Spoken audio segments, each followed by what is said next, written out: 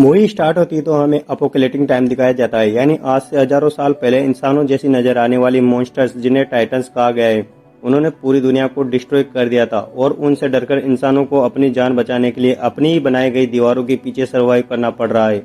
और वो लोग दीवार के पीछे इस उम्मीद के पीछे जिंदगी गुजार रहे हैं कि अगर वो टाइटन्स वापस आ गए तो ये दीवार उन्हें सेव करेगी। लेकिन अब 100 सालों से ज्यादा गुजर चुके थे और लोग टाइटन्स को भूलने लगे थे और अब टाइटन्स की हिस्ट्री सिर्फ किताबों में लिखी गई कहानी तक थी जो बच्चों को डराने के लिए इस्तेमाल की जाती है।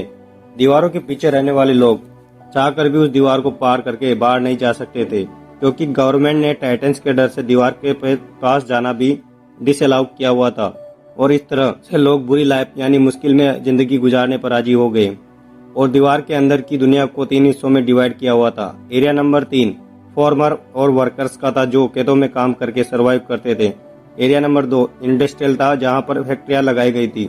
और एरिया नंबर 1 एक प्राइमरी था जहां पर अमीर लोग पूरी सिटी को कंट्रोल कर रहे थे और किसी को भी एक एरिया छोड़कर दूसरे एरिया में जाने की इजाजत नहीं थी। एरिया नंबर 3 में रहने वाला एक लड़का जिसका नाम एरिन था, वो काफी टैलेंटेड था और टाइटन से डरकर चार दीवारी में कैदियों की तरह जिंदगी नहीं गुजार सकता था, क्योंकि उसमें हमेशा से कुछ बड़ा करने की लगन होती है और उसका सपना था कि वो बाहर की दुनिया को एक्सप्लोर करे और अपनी इस ख्वाहिश को अपने फ्रेंड्स के साथ भी शेयर करता है, क्योंकि वो टाइटन्स पर बिलीव नहीं करता था। वो सोचता था कि टाइटन्स एग्जिस्ट नहीं करते और उसे लगता है कि लोग टाइटन्स से डरते हैं, इसलिए यहाँ पर छुपे हुए हैं। इसके साथ साथ एरिन का जो मेल फ्रेंड होता है वो भी काफी टैलेंटेड होता है और किसी भी आम इंसान को एक्सपेरिमेंट करने की इजाजत नहीं है, क्योंकि वो गवर्नमेंट का मानना है कि अगर इंसान अपनी सक्सेस के लिए कुछ करेगा तो वो गलत करेगा। वही एक लड़की जिसका नाम मिकासा होता है, एरिन और वो दोनों एक दूसरे को काफी लाइक करते थे और वो एरिन के साथ एक हैप्पी लाइफ गुजारना चाहती थी। एरिन का फ्रेंड उससे मिलने जाता है और तभी एक अननोन पर्सन से टकरा जाता है, लेकिन वो उस शख्स पर ज्यादा ध्यान नहीं देता है और उसे इग्नोर करता है। एरिन खुद को उस जगह पाकर काफी लकी फील करता है, क्योंकि वो दूसरी साइड वाले लोगों की दुनिया को देख सकता था। वो जगह एरिन की इसलिए भी फेवरेट थी क्योंकि वहाँ पर बॉम्ब मशीन पड़ी हुई थी और डर की वजह से कोई भी वहाँ पर नहीं आता था। और एरिन इस बार इरादा कर लेता है कि वो दूसरी साइड वाली जगह पर जाएगा, चाहे कुछ भी हो जाए, और वो अपनी फ्रेंड को भी इस बात पर एग्री करता है। उस दीवार के पास आर्मी का पेरा था और वो फर्स्ट टाइम सोल्जर्स की नजरों में बसते हुए उस दीवार के काफी करीब आ जाता है, लेकिन इससे पहले कि वो आगे बढ़ते हैं वो पकड़े जाते हैं। उन सोल्जर्स का लीडर उन लोगों को बचा लेता है, क्योंकि वो लीडर एरिन को काफी लाइक करता था और उन्हें पता था कि एरिन काफी इंटेलिजेंट है और वो एरिन के इस पैशन को अंडरस्टैंड करते थे। अभी वो लोग ये बातें डिसाइड कर रही होते हैं कि जमीन कहाँ उड़ती है, और जब वो दीवार के ऊपर देखते हैं उन्हें यकीन नहीं होता वो जो देख रहे होते हैं, क्योंकि पहली बार इतने खौफनाक डर से सामना जो हो रहा था। और वो एक मॉन्स्टर टाइटन था जो कि टाइटन से काफी कई ज्यादा पावरफुल और बड़ा था, और ऐसे मॉन्स्टर्स को जॉइंट्स कहते हैं। और वो उस दीवार से भी काफी बड़ा होता है और आग का बना होता है, और उस वक्त वो आग निकाल रहा होता है और अपने इतने बड़े बड़े पाँव का इस्तेमाल करके दीवार को तोड़ने लगता है। वो लोग काफी डरे हुए हैं और काफी हैरान होते हैं। लोग आग की अटैक से काफी बुरा हाल हो चुका था। लीडर एक सोल्जर को ऑर्डर देता है कि वो बॉम्बिंग करना शुरू कर दे, लेकिन वो सोल्जर उसे ये कहकर रोक देता है कि गवर्नमेंट ने हमें इन एक्सप्लोजिव का यूज करने से मना किया है। और वो जॉइंट काफी बड़ा होल करके हवा की तरफ गायब हो जाता है और वहां पर तूफान आने से पहले जैसी खामोशी छा जाती है और देखते ही देखते टाइटन्स मॉन्स्टर्स दीवार के उस होल से बाहर आने लगते हैं। दिखने में तो बिल्कुल इंसानों जैसे लग रहे थे, लेकिन इंसानों की निस्बत वो काफी लंबे चौड़े थे और इंसानों को देखकर उनके फेस पर एक स्माइल होती है जैसे वो इंसानों को अपना खाना समझ रहे हो। वो लीडर टाइटन्स पर बॉम्बिंग करने में कामयाब हो जाते हैं, लेकिन उन्हें पता कि ये टाइटन्स इंटरनल है, यानी कि एक ऐसे मॉन्स्टर जिन्हें कभी नहीं मारा जा सकता, और टाइटन्स की बॉडी के जख्मी पार्ट्स खुद ब खुद रिस्टोर होने लगते हैं। अब क्योंकि टाइटन्स तादाद में काफी ज्यादा थे तो वो लोगों के चारों तरफ से घेर लेते हैं और इंसान उसके आगे काफी छोटा दिख रहा था, और वो इंसानों को ऐसे समझ रहे थे जैसे इंसान पाँव में आने वाले कीड़े मकोड़े चींटियां हैं जिन्हें मसल दिया जाए, खेलने वाले खिलौने। और यही नहीं बल्कि इंसान उनके लिए एक से कम नहीं थे, क्योंकि वो उन्हें पकड़ कर खा रहे थे। सोल्जर इतने ज्यादा डरे जाते हैं कि वो उन टाइटन्स का खाना बनने से ज्यादा सुसाइड करने को प्रेफर करते हैं और अपने आप को मार डालते हैं। टाइटन्स ने पूरी सिटी में तबाही मचा दी थी। लोग या तो टाइटन्स का शिकार होकर या लोगों की अफरा तफरी में कुचलकर मरने लगते हैं, और उन लोगों को अपनी जान बचाने के लिए सिर्फ एक जगह मिलती है जो कि सिटी का बहुत बड़ा हॉल था। लोग सिर्फ खुद को सेव करने के लिए दूसरों की जान की परवाह किए बगैर जबरदस्ती अंदर घुसने लगते हैं और एरिन और मिकासा खुद को सेव करने के लिए ऐसा ही करते हैं। मिकासा एक छोटे बच्चे को उसकी माँ के साथ देखती है तो उसे उन लोगों पर तरस आ जाता है और उस बच्ची को सेव करने की वजह से बाहर ही रह जाती है और इन लोगों की भीड़ में घसीटते हुए हॉल के अंदर चला जाता है और हॉल का दरवाजा बंद कर दिया जाता है। एरिन उस हॉल के डोर को खोलने की कोशिश करता है लेकिन लोग उसे ऐसा करने से मना कर देते हैं। मिकासा ने उस छोटे बच्चे को पकड़ा होता है और एक टाइटन मिकासा की तरफ आ रहा होता है। एरिन जो कि मजबूर होता है और कुछ भी नहीं कर पाता है और टाइटन मिकासा और उस बच्चे दोनों को निकल जाता है और अचानक से वहां पर खामोशी छा जाती है।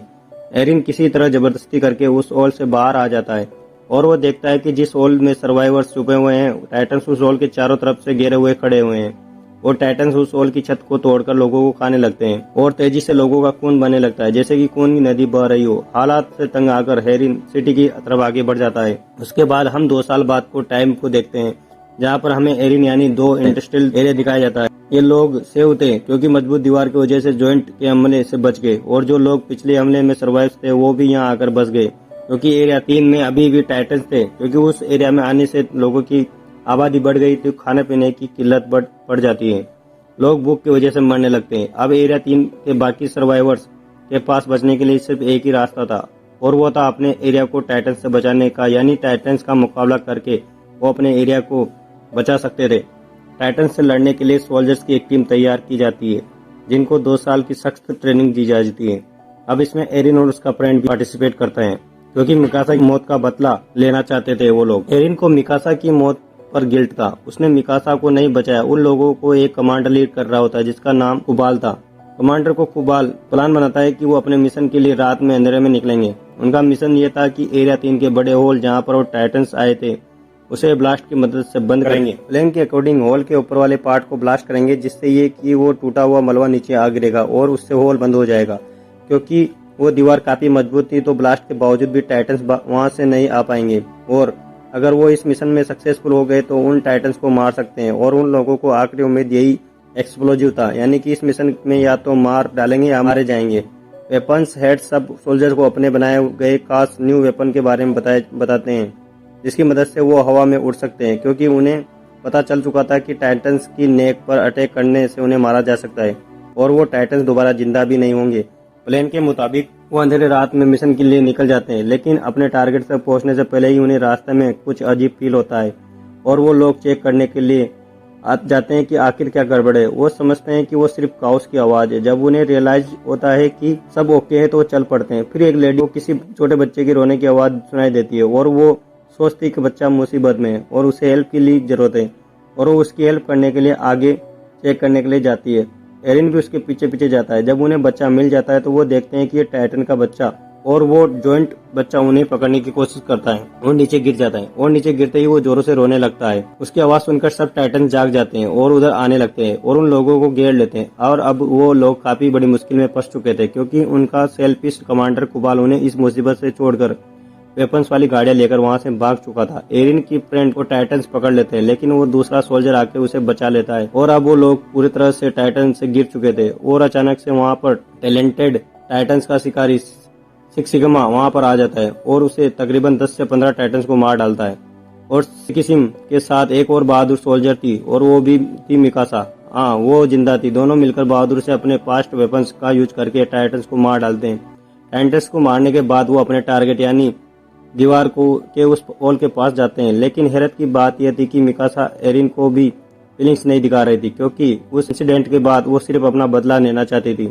मिकासा को वो टाइटन निकल चुका था लेकिन सिकिसिमा उसे बचाया और टाइटन से लड़ना सिखाया। टाइटन से लड़ने का एक सीक्रेट बताता है कि वो अपने गुस्से को आजाद छोड़कर टाइटन्स पर टूट पड़ो और मुकाबला करो। और वो एक बात और बताता है कि इंसान का दुश्मन टाइटन से ज्यादा डर है जो कि उसे छुपने को मजबूर करता है। तभी उनका सेल्फिश कमांडर कुबाल वहां पर आ जाता है और कहता है कि मिशन के लिए जो फास्ट वेपन जो हमने यूज करने थे वो हमारी सीक्रेट जगह पर नहीं मिले बल्कि वो अंडरग्राउंड कैप्स में थे और मैं उन एक्सप्लोजिव को खोना नहीं चाहता था, इसलिए मुझे जाना पड़ा क्योंकि हमें कोई तो चीटर है जो वेपन चुरा सकता है और एक्सप्लोजिव को खोने का रिस्क वो नहीं ले सकते थे। वो लोग वेपन्स को लोड करने लगते हैं लेकिन टाइटन्स उनकी आवाजों को सुन लेते हैं और अचानक टाइटन्स 2 लोगों को खा जाते हैं। वो सब लोग काफी घबरा जाते हैं, लेकिन लालची लीडर को एक्सप्लोजिव की पड़ी हुई थी और कोई चोर उनके वेपन्स एक्सप्लोजिव से भरी हुई गाड़ियां चुरा कर ले जाता है। और एक लेडी जिसके हस्बैंड को टाइटन्स खा चुके थे, उससे में आकर वो उस चोर को एक्सप्लोजिव वाली गाड़ी छीन लेती है और एक्सप्लोजिव को बजाय सेव करने के वो उसमें आग लगा देती है और अपने हस्बैंड का रिवेंज लेने के लिए टाइटन्स के बीच में ट्रक क्रेश कर देती है। लेकिन इतने हैवी ब्लास्ट से भी टाइटन्स को कुछ नहीं होता है। उनकी आखिरी उम्मीद एक्सप्लोजिव भी अब खत्म हो चुका था। उबाल भी उन्हें मारने के लिए मुसीबत में छोड़कर चला जाता है। अब वो लोग टाइटन्स के बीच में बुरी तरह फंस चुके थे और इस मूवी के पार्ट 1 का यहीं पर एंड हो जाता है। अगर आपको इसका डिटेल एक्सप्लेनेशन देखना है तो इसका पार्ट 2 का लिंक मैंने डिस्क्रिप्शन में मेंशन किया है। वीडियो को लाइक करना ना भूलें और चैनल को सब्सक्राइब करें।